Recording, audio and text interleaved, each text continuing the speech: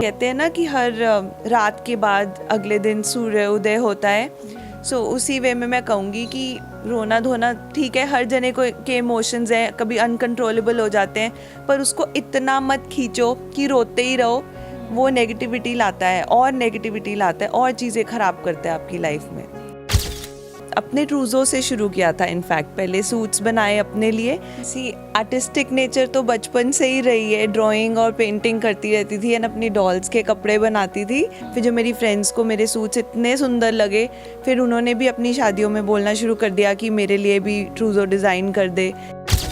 Twin sister हो? हाँ बिल्कुल, सब यही पूछते हैं, बहुत लोग पूछते हैं। और अगर जो मेरे फ्रेंड्स भी हैं वो भी मुझे अब छेड़ते हैं कि तान्या तुम्हारी मान्या कहाँ है, उसको साथ नहीं लाए। तो मैं अपनी मसाज वाली को बोल रही थी कि तुम मेरा पेट अंदर कर दो, मैंने साड़ी पहननी है। तो जब उसने टच किया तो वो कहती यहाँ पे कुछ है। उल्टा जब मैंने हॉस्पिटल का नेम पढ़ा था ना, तब मेरे को लगा ये क्यों ले आए हैं मुझे यहाँ पे। वहाँ पर जब मेरे लिए स्ट्रेचर या व्हील चेयर लाई गई तो मैंने बोला मैं चल सकती हूँ, मुझे नहीं बैठना इस पे। I was enjoying my baby only, मैं तो उसी के साथ खेल रही थी, बस मुझे पतला होना था क्योंकि मैंने साड़ी पहननी थी। बोला कि CA 125 टेस्ट कराओ आप पहले, फिर वील डिसाइड की लैप्रोस्कोपी करना है कि सर्जरी करना है प्रॉपर। वो टेस्ट था, मैंने उसे गूगल कर लिया गलती से, वो था कैंसर एंटीजन टेस्ट। सुंदर लग के बन के रहना होता है, तो उस समय तो शीशा भी नहीं देखा जाता था, बहुत बुरा लगता था। फिर वो मेरा एग्जाम्पल देके कहते थे कि प्लीज़ आप इनसे बात करो और इनको थोड़ा बोलो कि कीमो के बाद या कीमो के ड्यूरिंग भी आप स्मार्ट बन के रह सकते हो। मुझे याद है मैं पहले निकल नहीं रही थी, एकदम जब तुम नए नए इस मोड में आते हो ना तो तुम बहुत डेवस्टेटेड होते हो। बहुत रोती थी मैं उस समय, किसी को मिलने का दिल नहीं करता था। कोई मुझे मिलने आता था तो मैं रूम बंद कर लेती थी कि मुझे नहीं मिलना किसी को। ਸਤਿ ਸ਼੍ਰੀ ਅਕਾਲ ਜੀ, ਤੁਸੀਂ ਦੇਖ ਰਹੇ ਹੋ ਲੁਧਿਆਣਾ ਟਾਈਮਸ। ਮੈਂ ਹਾਂ ਪ੍ਰਬਲੀਨ ਕੌਰ। ਅਕਸਰ ਅਸੀਂ ਆਪਣੀ ਵੀਡੀਓਜ਼ ਦੇ ਰਾਹੀਂ ਤੁਹਾਨੂੰ ਬਹੁਤ ਸਪੈਸ਼ਲ ਲੋਕਾਂ ਨਾਲ ਮਿਲਵਾਉਂਦੇ ਹਾਂ, ਪਰ ਅੱਜ ਸਾਡੇ ਨਾਲ ਜੋ ਮੌਜੂਦ ਨੇ ਉਹਨਾਂ ਦੀ ਕਹਾਣੀ ਸੁਣ ਕੇ ਤੁਸੀਂ ਇੰਸਪਾਇਰ ਵੀ ਬਹੁਤ ਹੋਵੋਗੇ। ਤੁਹਾਨੂੰ ਲੱਗੇਗਾ ਕਿ ਕੋਈ ਇੰਨਾ ਪ੍ਰੋਬਲਮਸ ਤੋਂ ਬਾਅਦ ਵੀ ਕਿਵੇਂ ਉੱਠ ਕੇ ਉੱਪਰ ਆ ਸਕਦਾ ਹੈ। ਸਾਡੇ ਨਾਲ ਅੱਜ ਮੌਜੂਦ ਨੇ ਲੁਧਿਆਣਾ ਦੇ ਬਹੁਤ ਹੀ ਐਸਟੈਬਲਿਸ਼ਡ ਬ੍ਰਾਂਡ ਹੈ ਇਹਨਾਂ ਦਾ ਖੁਦ ਦਾ, ਔਰ ਤਾਨਿਆ ਮਲਹੋਤਰਾ ਮੈਮ ਮੌਜੂਦ ਨੇ ਜਿਨ੍ਹਾਂ ਦਾ ਕਿ ਕਲੋਥਿੰਗ ਦਾ ਬ੍ਰਾਂਡ ਹੈ। ਗੱਲਬਾਤ ਕਰਦੇ ਹਾਂ ਲਾਈਫ ਦੇ ਵਿੱਚ ਕੀ ਇਹਨਾਂ ਨੇ ਫੇਸ ਕੀਤਾ, ਬਹੁਤ ਪ੍ਰੋਬਲਮਸ ਇਹਨਾਂ ਨੂੰ ਆਈਆਂ ਨੇ, ਔਰ ਉਸ ਤੋਂ ਬਾਅਦ ਵੀ ਇੰਨਾ ਸੋਹਣੇ ਤਰੀਕੇ ਦੇ ਨਾਲ ਕੰਮ ਕਰਦੇ ਨੇ। ਇੰਸਟਾਗ੍ਰਾਮ ਦੇ ਉੱਤੇ ਅਗਰ ਤੁਸੀਂ ਦੇਖੋਗੇ ਤਾਂ ਇਹਨਾਂ ਦੀਆਂ ਵੀਡੀਓਜ਼ ਨੂੰ ਇੰਨਾ ਪਿਆਰ ਮਿਲਦਾ, ਲੋਕ ਇੰਨਾ ਕੁ ਜ਼ਿਆਦਾ ਇਨਕਰੇਜ ਹੁੰਦੇ ਨੇ ਇਹਨਾਂ ਦੀ ਵੀਡੀਓਜ਼ ਦੇਖ ਕੇ। ਆਪਾਂ ਗੱਲਬਾਤ ਕਰਦੇ ਹਾਂ ਕਿਵੇਂ ਇਹਨਾਂ ਨੇ ਸ਼ੁਰੂਆਤ ਕੀਤੀ ਆਪਣੇ ਬ੍ਰਾਂਡ ਦੀ। ਲੁਧਿਆਣੇ ਦੇ ਵਿੱਚ ਤਾਂ ਇਹਨਾਂ ਦਾ ਨਾਮ ਹੈ ਹੀ ਆ, ਔਰ ਬਾਕੀ ਸਾਰੀ ਜਗ੍ਹਾ ਤੋਂ ਵੀ ਇਹਨਾਂ ਨੂੰ ਬਹੁਤ ਸਾਰੇ ਲੋਕ ਪਿਆਰ ਕਰਦੇ ਨੇ। ਸਭ ਤੋਂ ਪਹਿਲਾਂ ਮੈਮ ਨੂੰ ਵੈਲਕਮ ਕਰਦੇ। ਮੈਮ ਸਤਿ ਸ਼੍ਰੀ ਅਕਾਲ। ਸਤਿ ਸ਼੍ਰੀ ਅਕਾਲ ਮੈਮ, ਕਿਵੇਂ ਹੋ? ਠੀਕ ਹੋ ਤੁਸੀਂ? ਹਾਂਜੀ ਮੈਂ ਬਿਲਕੁਲ ਠੀਕ ਹੂੰ। ਤਾਨਿਆ ਮਲਹੋਤਰਾ ਇੱਕ ਬਹੁਤ ਵੱਡਾ ਬ੍ਰਾਂਡ ਬਣ ਚੁੱਕਿਆ ਇਸ ਟਾਈਮ ਲੁਧਿਆਣੇ ਦੇ ਵਿੱਚ। ਅਗਰ ਗੱਲਬਾਤ ਕੀਤੀ ਜਾਂਦੀ ਹੈ ਤਾਂ ਉਹਨੂੰ ਬਹੁਤ ਪਿਆਰ ਮਿਲਦਾ ਲੋਕਾਂ ਦਾ। ਕਿਵੇਂ ਐਸਟੈਬਲਿਸ਼ ਹੋਇਆ ਸੀ ਇਹ ਬ੍ਰਾਂਡ, ਕਿਵੇਂ ਸ਼ੁਰੂਆਤ ਕੀਤੀ ਸੀ? आर्टिस्टिक नेचर तो बचपन से ही रही है, ड्राइंग और पेंटिंग करती रहती थी एंड अपनी डॉल्स के कपड़े बनाती थी। एंड बचपन से ही शौक़ था अच्छी अच्छी ड्रेसेस बनाने का। सो जैसे बड़े होते गए तो एजुकेशन भी उसी डायरेक्शन में ली। एंड फिर शादी के बाद मैंने शुरू किया था, अपने ट्रूज़ो से शुरू किया था। इनफैक्ट पहले सूट्स बनाए अपने लिए, फिर जो मेरी फ्रेंड्स को मेरे सूट्स इतने सुंदर लगे, फिर उन्होंने भी अपनी शादियों में बोलना शुरू कर दिया कि मेरे लिए भी ट्रूज़ो डिज़ाइन कर दे। सो ऐसे स्टेप बाय स्टेप आगे बढ़ता गया। शुरुआत घर से हुई, बचपन से हुई एक्चुअल में। डॉल्स को कपड़े पहनाने का शौक़, आज खुद एक ब्रांड लेके। जी बिल्कुल, बहुत प्यार मिलता आपकी वीडियोज़ को। मैं ऑडियंस ਨੂੰ ਇੱਕ ਵਿੱਚ ਦਿਖਾਉਂਗੀ ਕਲਿੱਪ ਕਿ ਇਹ ਜਦੋਂ ਵੀਡੀਓ ਅਪਲੋਡ ਕਰਦੇ ਆ ਨਾ ਤਾਂ ਇਹ ਨਾਲ ਆਪਸ਼ਨ ਦੇ ਦਿੰਦੇ ਕਿਹੜਾ ਕਲਰ ਚਾਹੀਦਾ ਹੈ, ਕਿਹੜੇ ਕਲੋਥ ਦੇ ਵਿੱਚ ਕਿਹੜਾ ਕਲਰ ਚਾਹੀਦਾ, ਕੋਈ ਵੀ ਡਰੈਸ ਹੋਵੇ।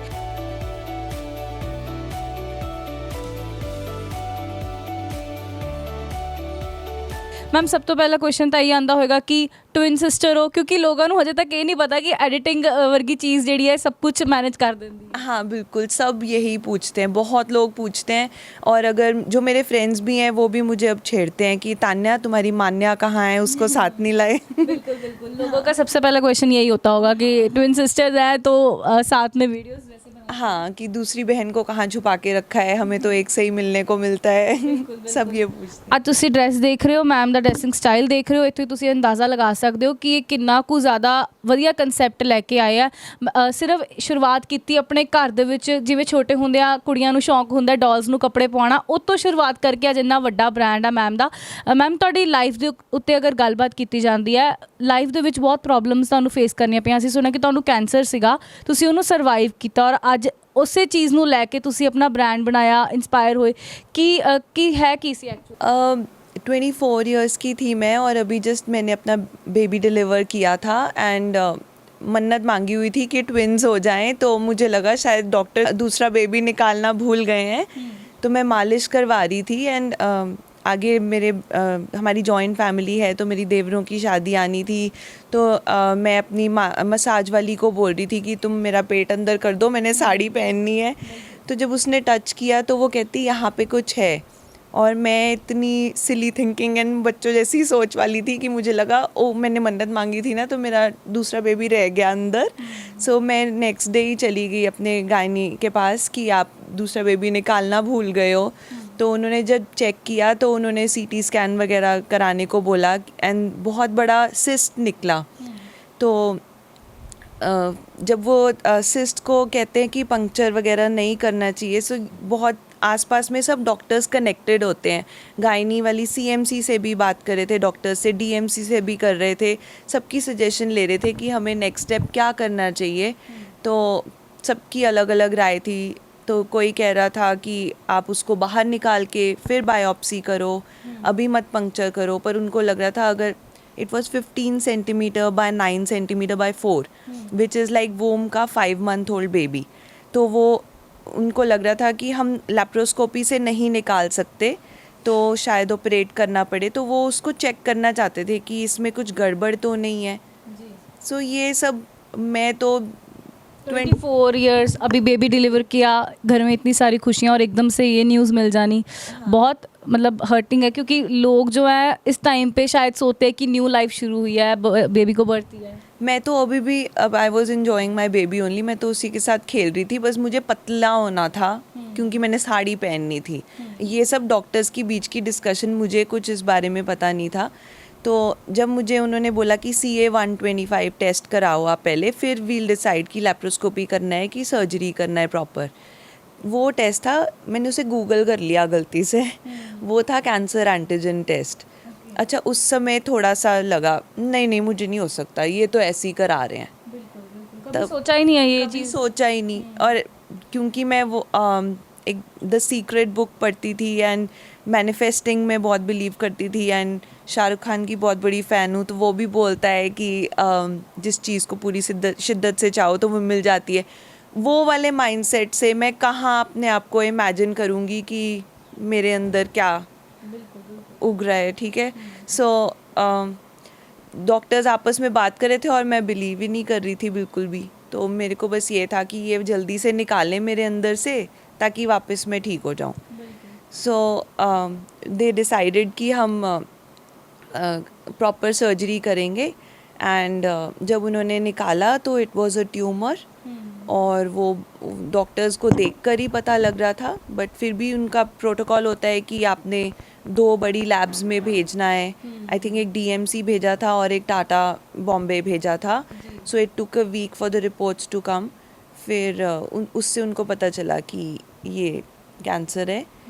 तो डॉक्टर्स इनफैक्ट हमारे घर ही आ गए थे और उन्होंने बोला इसको क्विकली लेके जाओ, क्योंकि जब छोटी उम्र होती है और ट्यूमर डेवलप हो जाए तो मल्टीप्लिकेशन बहुत तेज़ होती है सेल्स की, बैड सेल्स की। सो वो नहीं चाहते थे कि जल्दी बढ़े वो। सो उन्होंने बोला, उन्होंने ये प्रोविज़न कर दी हमारे लिए कि वहाँ के राजीव गांधी कैंसर हॉस्पिटल में सारे डॉक्टर्स के साथ अपॉइंटमेंट्स ले दी।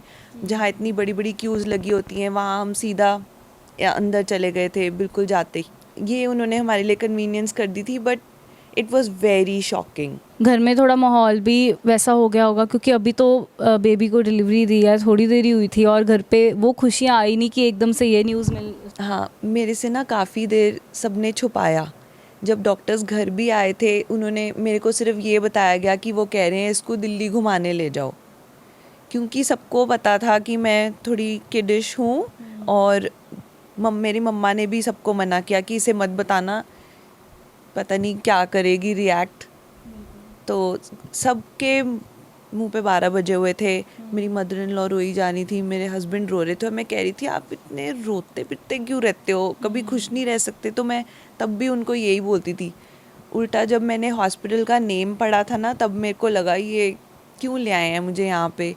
वहाँ पर जब मेरे लिए स्ट्रेचर या व्हील चेयर लाई गई तो मैंने बोला मैं चल सकती हूँ, मुझे नहीं बैठना है इस पे।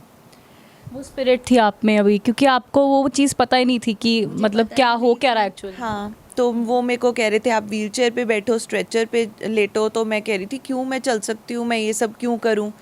सब मुझे समझा रहे हैं कि नहीं नहीं जैसे वो कह रहे हैं वैसे करो। मैंने कहा नहीं मैं चल के जाऊँगी।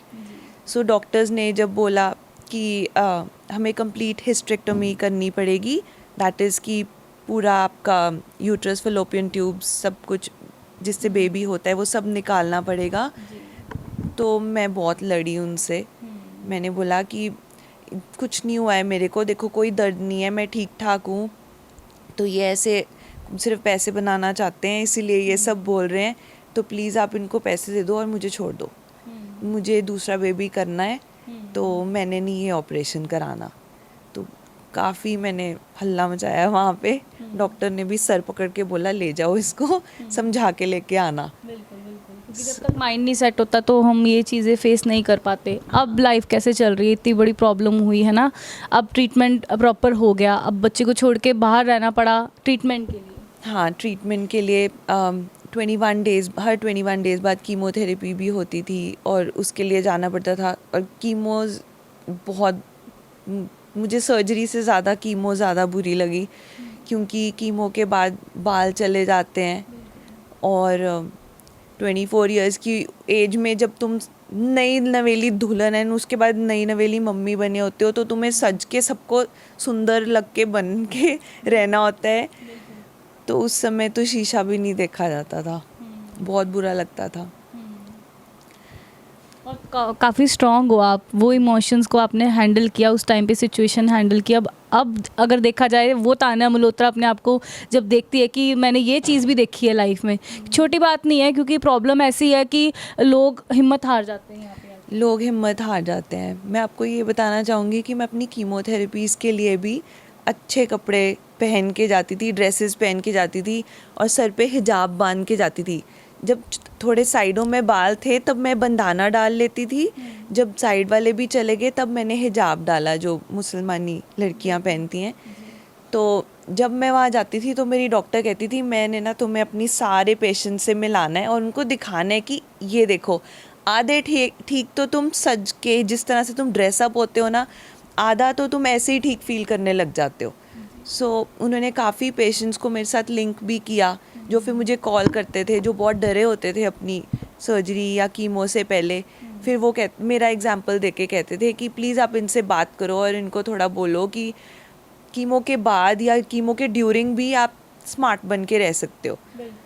मुझे याद है मैं पहले निकल नहीं रही थी एकदम, जब तुम नए नए इस मोड में आते हो ना तो तुम बहुत डेवस्टेटेड होते हो। बहुत रोती थी मैं उस समय, किसी को मिलने का दिल नहीं करता था। कोई मुझे मिलने आता था तो मैं रूम बंद कर लेती थी कि मुझे नहीं मिलना किसी को। लेकिन जब धीरे धीरे इंटरनेट पे देख देख के कि हिजाब कैसे बांधना है या मैं कैसे स्टाइल कर सकती हूँ अपने हेड को, तो फिर मैंने धीरे धीरे निकलना शुरू किया। तो एक बारी तो मेरी स्कूल की ओल्ड क्लासमेट मेरे पास आके मुझे बोलती, मैंने दूर से देखा ये इतनी सुंदर ईरानी लड़की कौन है। तो कहते जब पता चला ये तो तू है तान्या। सो ऐसे करके फिर ना लोगों के पॉजिटिव कॉम्प्लीमेंट्स आने लग गए उस टाइम में भी। तो सुन के लगता था कि अच्छा मैं ऐसी भी अच्छी लग रही हूँ इनको। फिर थोड़ा थोड़ा कॉन्फिडेंस वापस आना शुरू हुआ। और मुझे याद है 15 अगस्त को मेरी लास्ट कीमो थी, तो मैं तो अच्छे से इंडिपेंडेंस मना रही थी कि अब लास्ट है, हाँ, तो मैं अपनी लाइफ प्रॉपरली फ्रीली जी सकती हूँ। बिल्कुल। एंड 15 अगस्त के बाद न्यू ईयर ईव तक मेरे छोटे छोटे बाल आए जैसे क्रू कट वाले होते हैं, और मैं बिना हिजाब और बिना बंदाना के गई न्यू ईयर ईव पार्टी में। एंड अगेन वहाँ पे कुछ मेरे स्कूल के ही ओल्ड फ्रेंड्स जो दूर से सोच रहे थे कोई फॉरेनर आ गई है, उन्होंने मुझे ये आके एक्सप्रेस भी किया कि हम सोच रहे थे कोई फॉरेनर आई है, कोई फॉरेनर आई है, एंड दे ऑल हग मी। उन्होंने मुझे बहुत प्यार दिया कि तुम बहुत अच्छे लग रहे हो, तुम बहुत अच्छे से कैरी कर रहे हो शॉर्ट हेयर को भी। बस फिर there is no looking back, फिर हिम्मत आ गई और ज़्यादा। अब फैमिली में सब कुछ प्रॉपर चल रहा है क्योंकि अब आपने अपना ब्रांड एस्टेब्लिश कर लिया, उसके बाद हिम्मत ज़्यादा आ गई होगी कि अब लोग जो है हर एक चीज़ को एक्सेप्ट कर लेते हैं। क्योंकि अगर देखा जाए आपके मन में थोड़ा डर था कि मैं कैसी लग रही हूँ, डाउट था, पर उन्होंने उसको भी बहुत ब्यूटीफाई करके आपको बताया। हाँ बिल्कुल, जब आपको वो बता रहे थे, जब वो मुझे ये सब एक्सप्रेस कर रहे थे, तो मुझे बहुत अंदर से कॉन्फिडेंस आ रहा था और बहुत पॉजिटिव फीलिंग्स आ रही थी। ਜੀ ਤਾਂ ਇਹ ਤੁਸੀਂ ਦੇਖ ਰਹੇ ਹੋ, ਇਹ ਹਿੰਮਤ ਹੈ ਜਿਹੜੀ ਕਿ ਇੱਕ ਕੈਂਸਰ ਸਰਵਾਈਵਰ ਨੇ, ਇਹਨਾਂ ਨੇ बहुत प्रॉब्लम्स अपनी लाइफ ਦੇ ਵਿੱਚ देखियाँ। मैम क्या मैसेज है उन वुमेंस के लिए जो शायद कोई ना कोई प्रॉब्लम उनको भी हो रही होगी? क्योंकि ये ज़्यादातर अगर प्रॉब्लम होती तो वुमेंस जो है ना वो अपनी हिम्मत हार देते हैं। उनको बालों के साथ, एक्चुअल में बालों के साथ बहुत प्यार रहता है। आप अब देख रहे हो, आप मैम बिल्कुल परफेक्टली फाइन है और बहुत अच्छी तरह इन्होंने अपना सर्वाइव किया कैंसर। मैम उनके लिए क्या मैसेज? एक तो मैं कहूँगी, एक अपने पैरों पे ज़रूर खड़े होना चाहिए, सो दैट अगर आप बिज़ी रहते हो ना काम में भी, तो आपके पास फालतू चीज़ें सोचने का टाइम नहीं बचता। ठीक है। दूसरी बात मैं कहूँगी, अगर आप थोड़ा बन के रहो, थोड़ा अपने आप को संवार के रखो, तो आपकी आधी प्रॉब्लम्स घट जाती हैं, मुझे ऐसा लगता है। अगर आप प्रेजेंटेबल बन के कहीं पे भी जाओगे तो सामने से ही आपको डिफरेंट ट्रीटमेंट मिलेगी, लोग आपको अच्छे से देखेंगे, रिस्पेक्टफुली ट्रीट करेंगे, उससे भी आपका कॉन्फिडेंस बढ़ता है। कॉन्फिडेंस बहुत ज़रूरी है अपने में लाना। ठीक है, अगर आपके साथ कुछ बुरा हुआ, एक दिन दो, बस उस दिन रो धो लो, देन ख़त्म कर दो उसको। वापस पॉजिटिविटी लाना ज़रूरी है, ताकि आगे हमारा कहते हैं ना कि हर रात के बाद अगले दिन सूर्य उदय होता है। सो उसी वे में मैं कहूँगी कि रोना धोना ठीक है, हर जने को के इमोशंस हैं, कभी अनकंट्रोलेबल हो जाते हैं, पर उसको इतना मत खींचो कि रोते ही रहो। वो नेगेटिविटी लाता है और नेगेटिविटी लाता है और चीज़ें ख़राब करता है आपकी लाइफ में। तो उसको पॉजिटिव करने के लिए खुश होना बहुत ज़रूरी है। बहुत सोहने विचार ने, बहुत ਵੱਡੀ ਇੰਸਪੀਰੇਸ਼ਨ ਨੇ ਉਹਨਾਂ ਲੇਡੀਜ਼ ਵਾਸਤੇ ਜੋ ਹਜੇ ਸੋਚ ਰਹੀਆਂ ਹੋਣਗੀਆਂ ਕਿ ਅਸੀਂ ਕੀ ਆਪਣੀ ਲਾਈਫ ਦੇ ਵਿੱਚ ਕਰੀਏ। ਤਾਂ ਮੈਮ ਕਹਿ ਲਓ ਵੀ ਯੂਥ ਨੂੰ ਬਹੁਤ ਸੋਹਣਾ ਮੈਸੇਜ ਦਿੰਦੇ। ਮੈਂ ਇਹਨਾਂ ਦੀ ਇੰਸਟਾਗ੍ਰਾਮ ਵੀਡੀਓਜ਼ ਤੁਹਾਡੇ ਨਾਲ ਜ਼ਰੂਰ ਸ਼ੇਅਰ ਕਰੂੰਗੀ, ਜਿਸ ਦੇ ਵਿੱਚ ਵੀਡੀਓਜ਼ ਬਣਾਉਂਦੇ ਆ, ਆਪਣੀ ਜਿਹੜੀ ਕਲੈਕਸ਼ਨ ਹੈ ਉਹ ਸ਼ੋਅ ਕਰਦੇ ਨੇ ਔਰ ਲੋਕ ਬਹੁਤ ਜਿਹੜਾ ਹੈ ਪਿਆਰ ਦਿੰਦੇ ਨੇ। ਤਾਂ ਇੱਦਾਂ ਦੀਆਂ ਚੀਜ਼ਾਂ ਜਿਹੜੀਆਂ ਨੇ, ਅਗਰ ਤੁਹਾਡੀ ਲਾਈਫ ਦੇ ਵਿੱਚ ਕੁਝ ਨੈਗੇਟਿਵ ਹੁੰਦਾ ਤਾਂ ਉਹਨੂੰ ਬਿਲਕੁਲ ਮੈਮ ਦੇ ਅਕੋਰਡਿੰਗਲੀ ਇੱਕ ਦਿਨ ਦੋ, 2 ਦਿਨ ਦੋ, ਤੀਸਰੇ ਦਿਨ ਤੁਸੀਂ ਫਿਰ ਤੋਂ ਉਹੀ ਖੁਸ਼ੀਆਂ ਆਪਣੀ ਲਾਈਫ ਦੇ ਵਿੱਚ ਵਾਪਸ ਲੈ ਕੇ ਆ ਸਕਦੇ ਹੋ, ਜੋ ਕਿ ਸ਼ਾਇਦ ਤੁਹਾਨੂੰ ਪਹਿਲਾਂ ਲੱਗਦੀਆਂ ਸੀ ਕਿ ਲਾਈਫ ਬਿਲਕੁਲ ਖਤਮ ਹੋ ਚੁੱਕੀ ਹੈ, ਅੱਗੇ ਵੱਧ ਨਹੀਂ ਸਕਦੇ। ਇਹ ਸਾਰੀਆਂ ਚੀਜ਼ਾਂ ਸਿਰਫ 1-2 ਦਿਨ ਦੀਆਂ ਹੁੰਦੀਆਂ ਨੇ, ਕਿਉਂਕਿ ਕਹਿੰਦੇ ਨਾ ਵੀ ਜੇ ਰਾਤ ਹੁੰਦੀ ਹੈ ਤਾਂ ਸਵੇਰ ਵੀ ਹੁੰਦੀ ਹੈ। ਉਸੇ ਹਿਸਾਬ ਦੇ ਨਾਲ ਆਪਣੀ ਲਾਈਫ ਨੂੰ ਕੰਟੀਨਿਊ ਅੱਗੇ ਰੱਖਣਾ ਚਾਹੀਦਾ। ਇੱਦਾਂ ਦੀ ਹੋਰ ਵਧੇਰੀ ਵੀਡੀਓਜ਼ ਲਈ ਤੁਸੀਂ ਦੇਖਦੇ ਰਹੋ ਲੁਧਿਆਣਾ ਟਾਈਮਸ। ਕੈਮਰਾਮੈਨ ਬਲਵਿੰਦਰ ਦੇ ਨਾਲ ਮੈਂ ਪ੍ਰਬਲੀਨ ਕੌਰ।